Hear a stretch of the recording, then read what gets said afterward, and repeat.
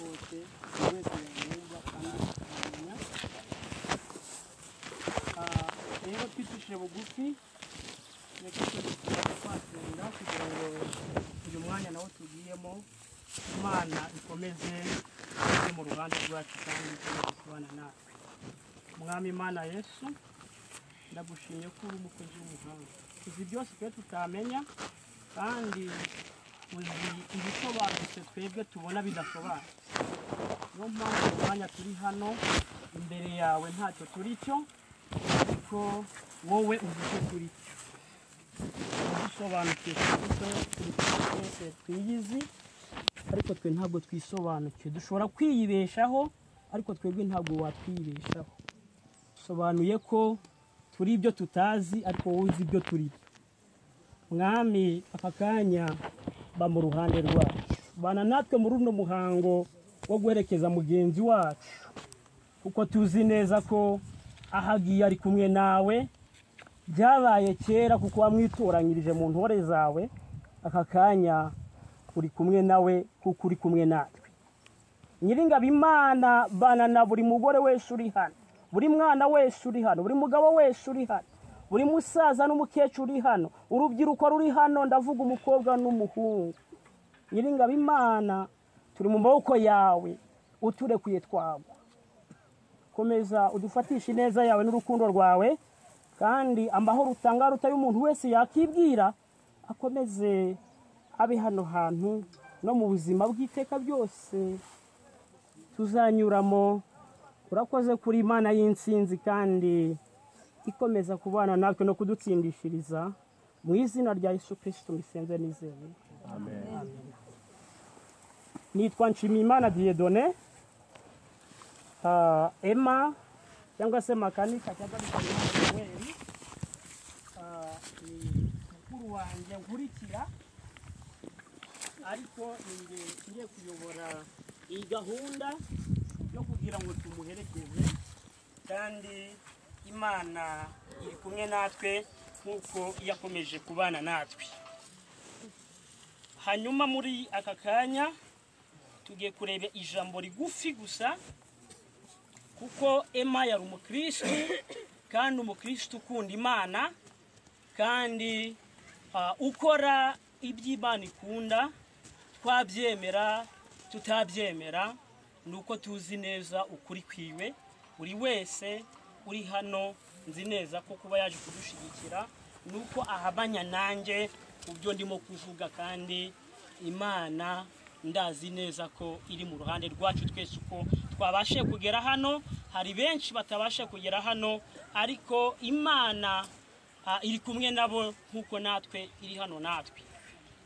Njya mbwira abantu ko hari ibyo nigeze kubona ko iyo ubwirije ijambo cyangwa ukavuga ijambo, ushobora kutabura aho ryavugiwe, ariko ugasanga aho uri ryakugezeho kandi ryakugezeho umusaruro.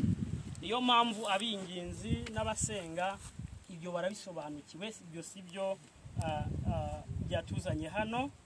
Hanyuma ijambo rigufi rijyanye n'Imana. Iyo ababyeyi bapfushije umwana wabo bakunda, inshuro nyinshi baba bakeneye igihe cyo kurira, biherereye no kugaragaza ibyiyumvo byabo. Ariko kandi ntibyaba ari byiza baramutse bamaze igihe kirekire badashyikirana n'abandi, nk'uko mu Migani igice cya 18 umurongo wa mbere havuga, uwitandukanya n'abandi ashobora guhura n'akaga. Kubw'ibyo ababyeyi bafite agahinda bagombye kuba maso kugira ngo batagwa mu mutego wo kwigunga. Inshuti zitinya Imana zishobora gufasha ababyeyi bafite agahinda. Mu Migani igice cya 17 umurongo wa 17 haragira hati, inshuti zikundana ibihe byose, kandi umuvandimwe avukira gukura abandi mu makuba. Niyo mpamvu twese turi hano, ntihagire ngo hari ikintu mubona cyacitse, kuko twebwe dufite Imana, kandi Imana yacu ibyikora yaba mu buzima bwacu bwa buri munsi, yaba mu miryango, yaba mu kazi, yaba mu bafite ubushomeri. Igaragaza ko ari Imana kandi izahora ari Imana. Dukomeze twizere Imana yacu kugeza ku iherezo rya byose, kandi uwizera akomeze yizere kuko nta gihombo uzigera uhura nacyo kuko wizeye Imana. Iyo niyo jambo uyu munsi twabateganyirije. Reka tujye kuri gahunda ya kabiri, kandi Imana ikomeze kubana namwe mu cyiciro icyo ari cyo cyose murimo, kandi ndabizi neza ko mwabigaragaje mungana mucya mudushigikiye kugira ngo duherekeze Emma wacu Makanika. Abenshi yahaga umuziki, turabizi ko Imana irimo guha abandi bantu impano kugira ngo umuziki ukomeze ubagereho, kandi turabizi neza ko hari abandi bantu barimo kuza bafite impano nyinshi zisumba izo yari afite. Dukomeze twizere rero, wasanga ari wowe cyangwa ari ngewe, kandi wakitwa Makanika bigakunda nk'uko nawe uri hano. Rero nyuma y'iri jambo ry'Imana tumaze kumva, reka twumve ubuhamya bw'abantu babiri. Abo bantu babiri tugiye kumva ubuhamya bwabo ni ngewe Nshimiyimana Dieudonné n'undi muntu umwe ugiye kunyegera akanya witwa Habamenshi Jemuve cyangwa se Jean Marie Vianney, akanyegera kugira ngo tubagezeho ubuhamya muri makeya bwaranze Bikorimana Emmanuel cyangwa se Makanika cyangwa se Emma. Ayo mazina yose impamvu turimo kuyakoresha ari internationali ku buryo aho yabaye hose, yaba hano mu Rwanda no mu bindi bihugu bihige mu Rwanda, ayo mazina barayazi. Ushobora kuba utazi abiri cyangwa se rimwe, ariko rimwe ukaburizi aho waba uri hose mu bihugu bitandukanye bigize uyu mugabane wa Afurika ndetse n'ibindi bihugu yagiye agera. Rero nge nitwa Nshimiyimana Dieudonné. Emma Makanika Bikorimana Emmanuel ni mukuru wanjye, ubwo ngenda mukurikira, hanyuma kandi yambereye icyitegererezo mu buryo bwo kurwana ishyaka ryo kugira ngo dukomeze kugera aho uyu munsi tugeze. Yambereye intangarugero nka mukuru wanjye. Abenshi barabizi neza ko iyo uri murumuna w'umuntu, iyo ugiye gutoba ibyondo, mukuru wawe arakureka ukabyisiga, ariko yabona bigiye kuba byinshi hari uburyo aguhitura. Muri uko guhitura rero nanjye narakubonye, bitewe ko yari inararibonye muko yakuze akiri umwana mutoya. Njyewe aho namenye amateka ye maze guca ubwenge, nuko Emma Makanika Bikorimana Emmanuel yabashije kurwana ishaka ryo kuba abana bari bamukurikiye bagera muri batatu, bose yagerageje kubarera mu ndangagaciro z'urukundo ndetse n'ubumwe bwo kugira ngo abantu bose aho bageze natwe tugera tube tugaragaza indangagaciro y'ubumuntu. Iyo tuvuze indangagaciro y'ubumuntu, nuko wumva ikibazo cya mugenzi wawe kikaba icyawe. Niba uhuye n'umuntu kumva hari ikibazo afite, ukigize icyawe mu buryo bwo kugira ngo mugishakire igisubizo kugira ngo gikemuke. Iyo ndangagaciro nayo imubonyeho y'ubumuntu, yo kuba yaratureze nka barumuna biwe mu buryo buduhaza mu kugira ubumuntu. Turishimira neza ko uyu munsi kuba Emma yatashe, dufite agaciro n'umuhati n'indangagaciro twamukuyeho nka mukuru wacu, kandi turishimye. Si kuri ibyo, bakuru bacu nabo hari ibyo bamwigiyeho mu kubasha kumenya guhuza abakuru n'abato. Ibyo twarabibonye abikora muri bakuru bacu, ubwo twabonaga hari ibibazo bica mu mafamiye. Turabizi twese ko hari abantu bagirana ibibazo cyangwa se amakimbirane, cyo kwita conflict mu Cyongereza. Hanyuma ayo makimbirane akabasha kuyahuza, akakora transformation cyangwa se akayahinduramo ibyiza byo kugira ngo umuryango dukomeze tubeho kandi tubanye neza n'abandi bantu.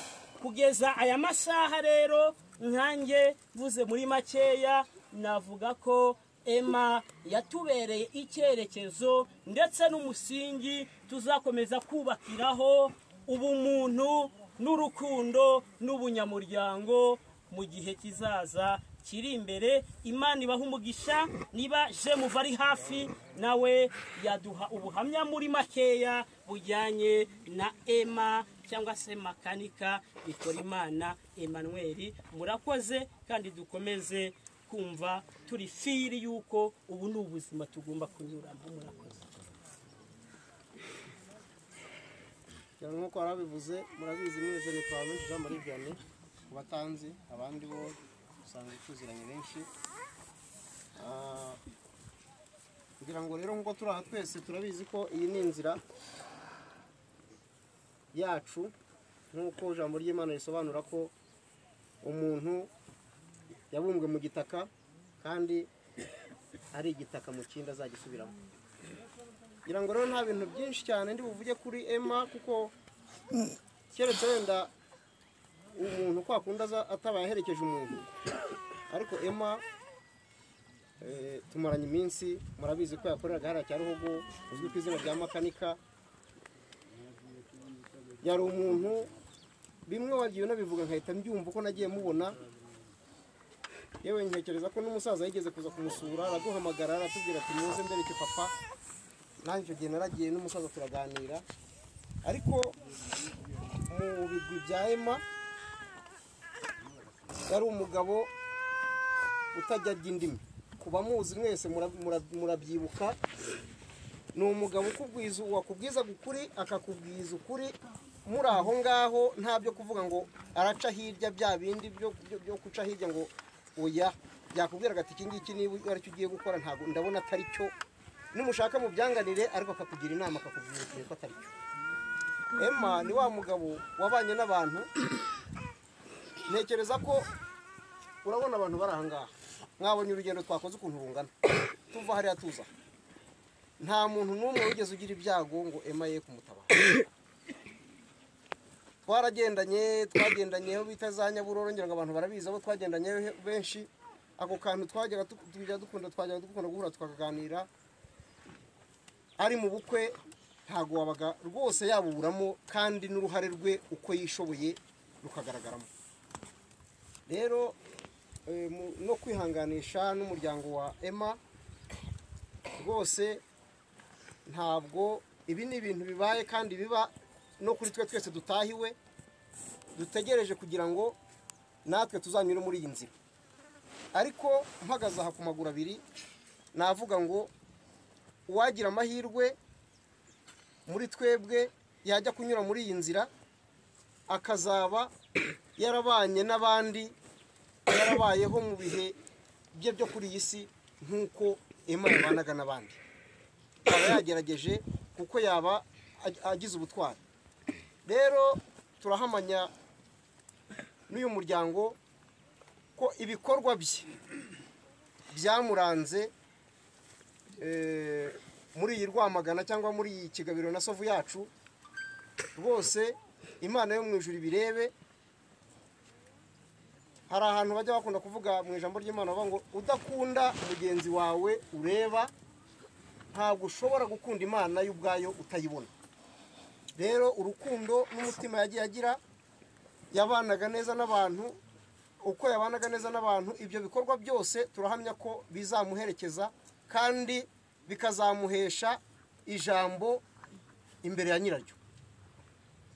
Ngira ngo rero rwose imbaga iteraniye aha ngaha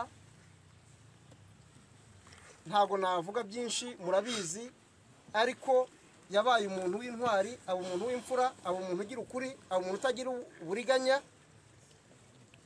Uwaza kuza kuba hari icyo avuga ati jyewe yandiganyijeho, yanabivuga ati wowe mwivuga umuntu akabivugiraho.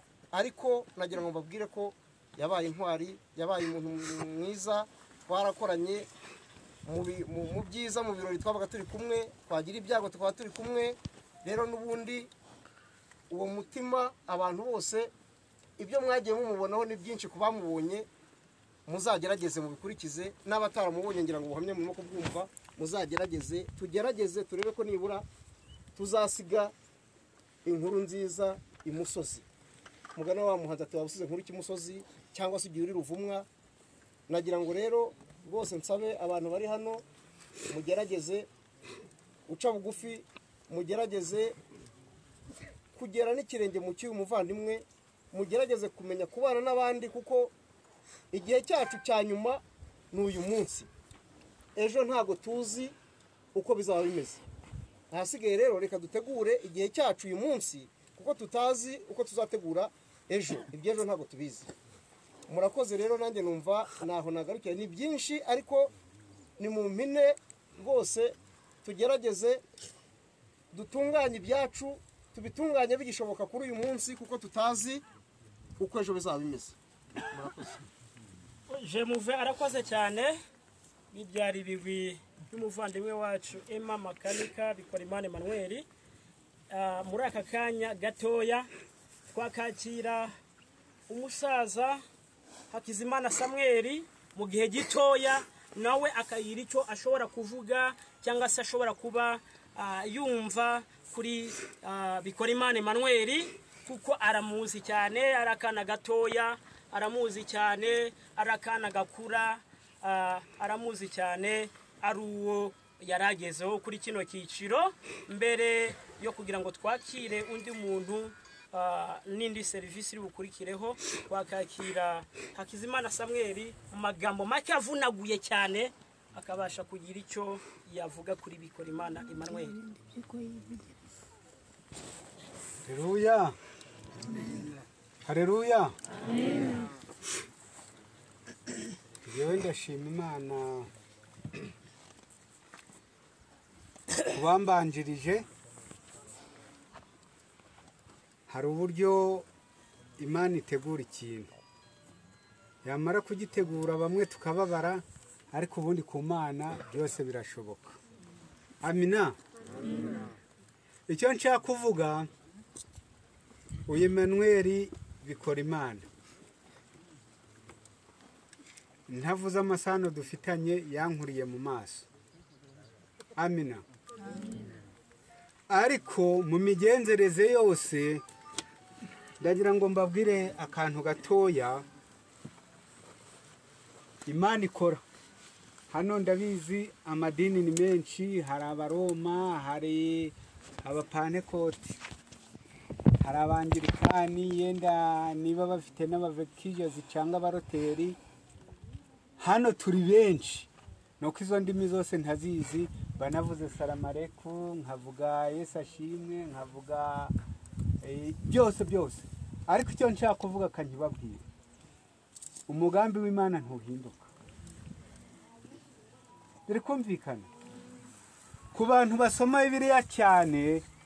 Iyo usomye muri Yobu, usanga Yobu yari umutunzi, wari ufite ibintu. Abantu ubu hariho bari kuvuga batese iyo hagenda undi indese, ubu wamutoranya. Mwe mufite gutoranya. Kambabwire yenda ubukanje, uyu ni mwishwa wanje, sibyo? Ubwo ndutoranya, murabyumva, mwuzuze tatatata. Ariko Imana nta mujyenama n'umwe yarirahiye ko nta mujyenama igira, kuko tuzi neza ko mwese nubwo muri mu madini, hari abajyenama bagenda kwa pasiteri, abandi bakagenda kwa padiri. Uriya mudamu ubona uko yitwara, twakiye abantu abakira nabi, kandi ahubwo bari kumuhora ko yenda ari we ushoboye guterura serivisi neza, akayigeza imbere y'abapasiteri, bagaserebura bakavuga bati amina. Haleluya. Amen. Niyo mpamvu Imana itigeze ishaka umujyanama. Umujyanama yararagira amarangamutima. Mu gitabo cya Daniyeli haranditswe ngo buri kintu cyose kizagira umunsi, imvura izagwa, izuba rigire gute. Murabona icyokere mfite, igihe ni cyacyo. Hari abagize amahirwe baza mu modoka, ngewe nje n'amaguru. Iki nicyo cyari igihe cyanjye, kuko hari abandi twari turi kumwe, byabaye ngombwa ko ntabasiga. ubwo rero ntabavuga ngo yenda ko naje n'amaguru, imana yari ibizi ko ndi buze n'amaguru, namwe kandi abenshi baje n'amaguru. Amina. Nge rero ikintu nshaka kubabwira, uyu bikora imana yakoze urugendo rwo hagati. Mwese mutuye, yenda mwese ntimutuye kuri kaburimbo kuko hano nabonye yaratuye nimwo hagati, ariko nk'ari Rwamagana ushobora kugenda wahagera ugasanga imodoka ya mbere, ngewe iyo ntaha ni ku boda, ni ukuvuga ngo Minisiteri ikorayo ni amatunda bityo, ariko nshobora n'ubu kuba ndi buhagere ngasanga ikwasiteri ya mbere irateze iragiye barujuje nabyigana. Amina. Amen. Ni ukuvuga ngo buri muntu wese agira urugendo rwe. Uyu muhungu cyangwa se uyu mugabo uyu munsi, umunsi w'ejo saa 3 z'amanywa kwasiteri mutwara, niba ari Stella niba ari Matunda, ni ukuvuga ngo yari yakatishije saa 3 n'igice. Abo gusigara twasigaye, ubwo turafite iki? Amina. Turi kumwe. Muri mwe murabyumva, bagiye abakora ingendo bakaja za Kigali, abandi bakaja ku Rusumo, abandi bakaja za Rwimiyaga. Ni ukuvuga ngo ntuzasigara, ntuziganyire. Haleluya. Uyu rero we itike yari yanditseho tariki zingahe ejo? Enye saa 3 n'igice. Ni Imana yari yamukatiye. Nibabara rero.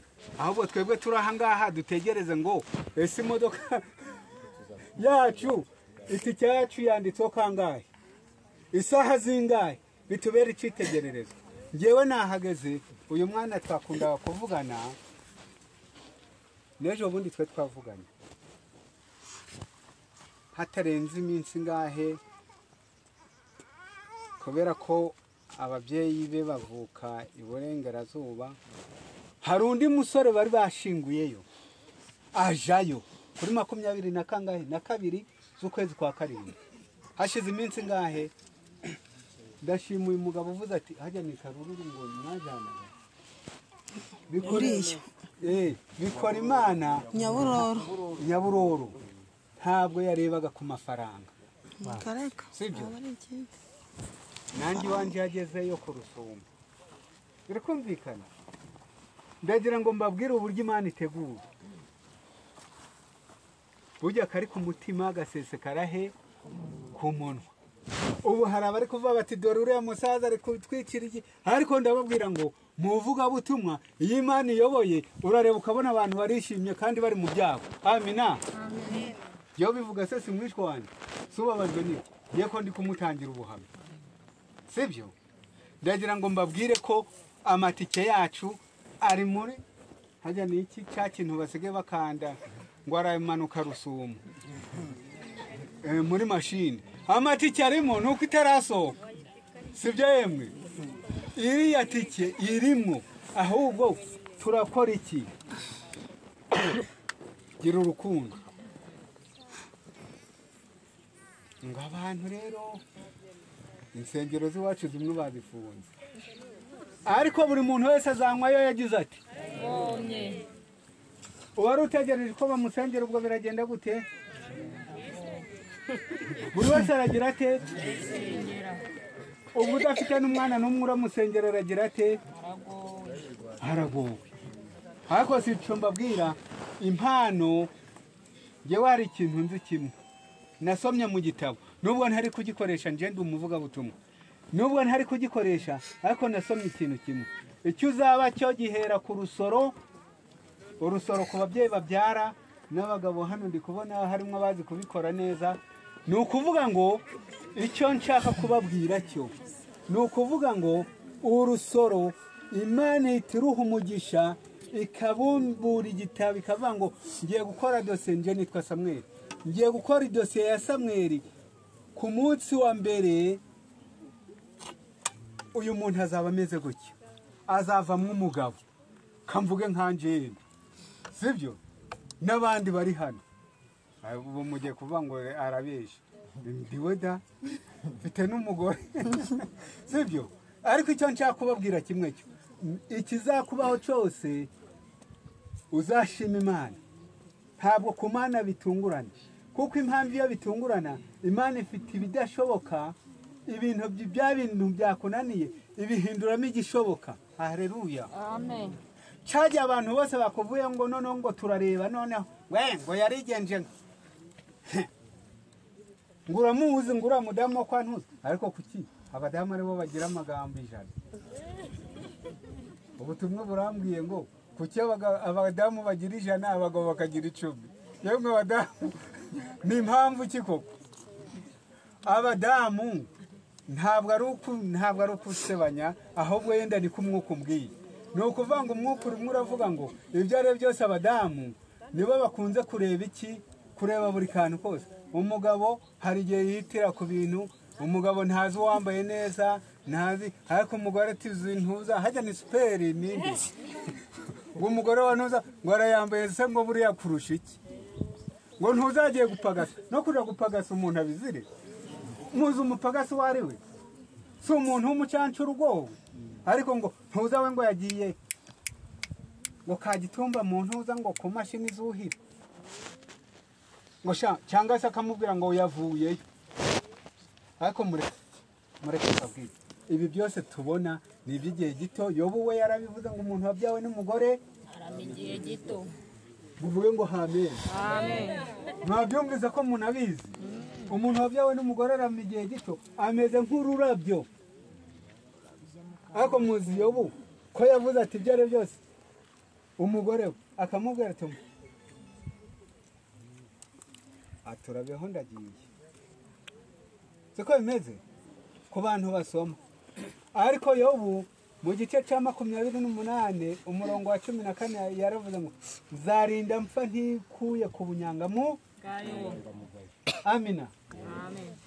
nzarinda mpfa ntikuye ku bunyangamugayo kuki twese tutavuga ngo tuzapfe tutikuye ku bunyangamugayo kuko ntabwo uretse Eliya wagiye mu ijoro adapfuye biri kumvikana ariko umuntu wabanaga nawe Elisa yaravuze ati ariko ati niba twarabaye uzagire kimwe cy'intuza wagira uti kandi aha harimo abavuga butumwa ni ukuvuga ngo ikintu gikuru ntabwo ibi ngibi tubona byo ni icyigisho ariko ibindi byo ni uko twagumiza kwibera mu mudendezo ukabana neza na mugenzi wawe cyane cyane ndashimira ahantu naraye sibyo kuko uburyo nabonye hari icyo bwanyigishije ni ukuvuga ngo ibyo ari byose ni urukundo nasanze yarubatse izina ni makanika hareruya ni makanika agiye ari makanika ndetse mu by'ukuri n'umwana we turifuza ko yazakanika kuko hari ikintu tuvuga ngo ibyo ari byose igisekuru kikagenda gikurikirana ashobora no gukanika indege mu Rwanda ubu turafite abantu basigaye bakora indege turafite abantu basigaye bavumbura ibintu n'ibindi ibi byose mubona ni abana bacu bari kubikora bantu b'Imana rero kanere kubakereza sibyo ariko ijambo rimwe ryo uzarinda ubu mwana uzamuke ukura mu myaka yose uzarinda usaza uri inyangamugayo uri umwizero hareruya hano hari abagiye inama yenda harimo n'abarimu bari kuvuga bati uriya waje ate yenda nanjye mbirimo muri ibyo bintu ariko murabona sirirwa ari umuntu wavuye mu ntarutse hareruya ibyo ari byose hari icyo Imana yamvuzeho ni nayo mpamvu mvuze ngo sinagenda ntahumurije abantu bacu kuko uyu muntu uyu we nubwo ibyo byaba byanarangiye ariko ngewe cyo naco ntibabwire sibyo yarabatijwe sibyo yarabatijwe nje ndamutangira ubuhamya yarabatijwe ahubwo ijambo yenda naba numvise nuko atagumije kugendera mu madini idini ry'abaporoso idini ry'abadivantisiti idini ry'abapantekoti basaramareko n'abaroteri ayo madini yose mu gitabo nta hantu ari ahubwo idini responsable ari hehe ari hano weho wakwizera ubu se wagize umwaka bakamufungira responsable wagiye kugaravuga ati bana banje musengere icyo kurya bana banje tugiye kuryama ngaho musengere buce ngaho mwabana banje mwe hari icyo Imana yatuvuzeho dukora icyumba abakora amasengesho none se abanyempano irazima impano ntawayizima impano ahubwo bigiye gukora cyane naraye numvise kuri YouTube uwitwa Rutayisire Antoine avuga ati byare byose mureke perezida arangize kurahira kuri 11 ubu mushobora no kuba mutabizi arahira kuri 11 tuzi neza ko perezida ari umubyeyi wacu atakwemera ko insengero zose zigira gute zifungwa ariko nje nakagombye kuvuga ngo munezego ku mutima kuko icyo tugitega amaso kandi munihira Imana izabasubiza haleluya amen kadusoze rero mwabantu mwe nibyo katunasenga ariko mwava mutende uriya muntu wabona vunyiriya yenda ari ikintu runaka yenda hari ibintu ari pirata nta pirate mu by'Imana ahubwo ibintu by'Imana byose bihora biryo biri mwumu harimo n'abaji kadushima Imana Nyagasani Imana nyaguhora ku ngoma bagaragu n'abaja bawe turagushimye tugushimiye uburyo waturinze kuva tukivuka kugeza amagingo tukaba tugihumeka umwuka w'abazima kandi tugushimiye uyu mwene data wavuye mu mubiri cyane cyane mwe Imana akagira abamuherekeza bangana gutya nanone turamukweretse kugira ngo kubw'imirimo myiza yakoze mu Nyagasani Imana urushaho kumwitaho kuko twe twaca imanza ariko weho uraza ahantu ushobora gushira iyo myuka ushobora gushira abantu bashobora guca imanza bashobora gukora ibikorwa byiza aho ntabwo twe twaharondora kuko nta mugiye namutunga turakwinginze rero kugira ngo wigumanire Emma umubiri ugiye gushigwa mu gitaka ariko we Nyagasani Imana umwuka ubu wawe kandi ndasengera n'abari hano iri ribisomo mwa Nyagasani Imana byatuma tuzarushaho gukora neza kugira ngo twegere umusaraba kandi turusheho kumena ahera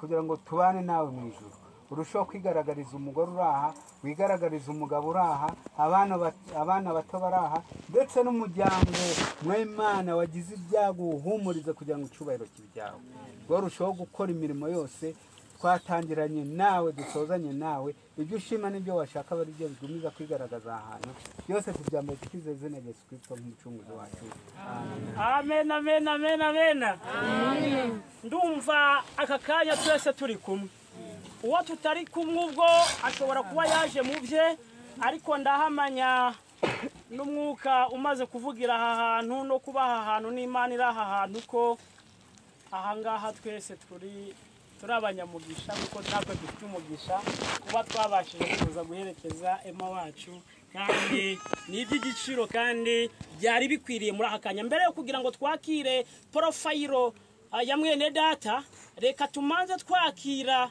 na Mahoro Yvette mu gihe gitoya ashobora kuba ari kumwe natwe muri kino gihe kandi gikomeje no mu gihe kizaza no mu bihe bidashira kugira ngo atugezeho mu magambo make ryaba rimwe abiri atatu kuko ndabizi neza ko rwose ntabwo ari mu bihe byiza ariko ni byiza ko nawe agira icyo atubwira nashaka avuga ati rwose nuko nta kundi twabigenza ariko agira icyo avugira aha hantu kugira ngo Imana yo mu ijuru ikomeze igaragaze ukubaho kwayo kuko ari Imana kugira ngo na Mahoro Yvette uyu mwanya wiwe tuwutega amatwi uwo ari bukoreshe wose ni mutoya namugeneye ariko yakoresha na mwinshi bitewe n'ibyo yatubwira kuri Emma Makanika Bikorimana Emmanuel tugiye guherekeza kugira ngo ibigwi byiwe Imana yo mu ijuru ikomeze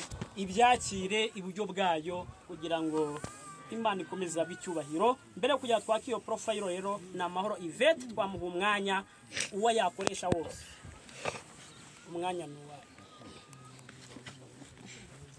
ntabwo nabasha kuvuga byinshi gusa icyo nabasha kuvuga tuziranyeho byinshi pe gusa aruhukire mu mahoro Imana reka twakire David Mwizero atugezeho umwirondoro wa nyakwigendera Emma Makanika Bikorimana Emmanuel mu magambo make dukomeza kugira ngo tubashe kujya mu zindi nshingano cyangwa se tubashe kujya mu bindi turi bikurikizeho tuvuye hano murakoze umwanya ni uwanyu David. Yego murakoze.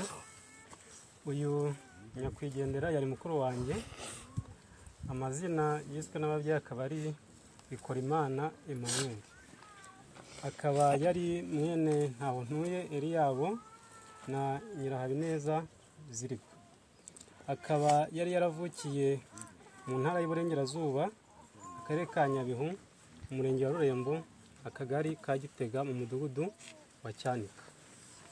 Rero yari yarabonye izuba ku tariki 25 z'ukwezi kwa 12 mu mwaka w'igihumbi 1980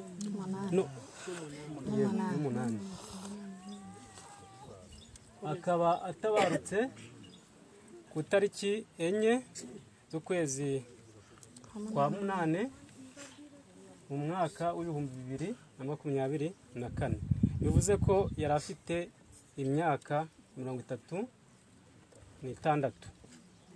Nk'uko rero byavuzwe, Emma yakundaga kubana n'abantu b'ingeri zose. Yabanye n'abagore 2, apfuye asize abana 2, umuhungu n'umukobwa. Murakoze. David arakoze cyane. Ikindi kiwe nuko yabaye i Rwanda nk'igihugu kavukire, ariko kaba cyane no muri Uganda. Yarazi indimi zitandukanye, atari kuba yamenye Igifaransa cyangwa Icyongereza n'Igiswahili. Hari n'ibindi wenda atavuganye nawe kuko mutari mubizi, nanjye hari ibyo atambwiye kuko ntari mbizi. Ibyo dukomeze tubikurikirane twebwe abasigaye kugira ngo natwe tuzakomeze dukominike gutyo. Kandi yarazi n'Ikirundi ndetse n'izindi ndimi z'ahandi zo hanze. Hanyuma rero abo ababizi cyangwa babyumvishe abiharaho yasomyaga ku gafanta, ubwo byari ibyo cyari icyo gihe. Reka tujye ku muhango nyirizina wo kugira ngo tumwururutse, tumushyingure mu cyubahiro cyiwe ahabwa n'Imana, ndetse natwe turi kumureba kugira ngo tumuherekeze neza. Hanyuma ikindi kiri bukurikiyeho nitumara kumuherekeza turaza kukibabwira. Murakoze mwese kuba mukiri hano, mukiri kumwe natwe, kandi turizera neza ko Imana idikomeje kuturinda. Reka rero dukurikizeho uwo muhango.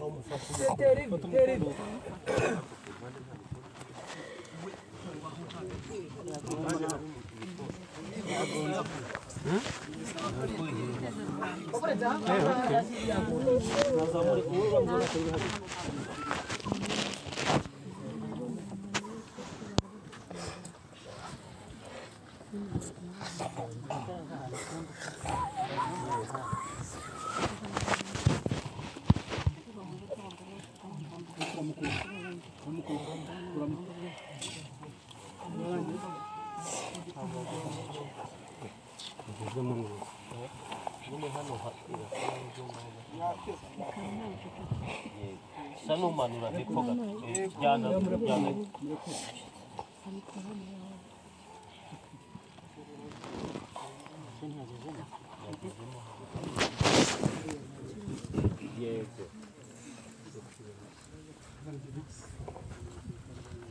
ibiti muzana ibiti.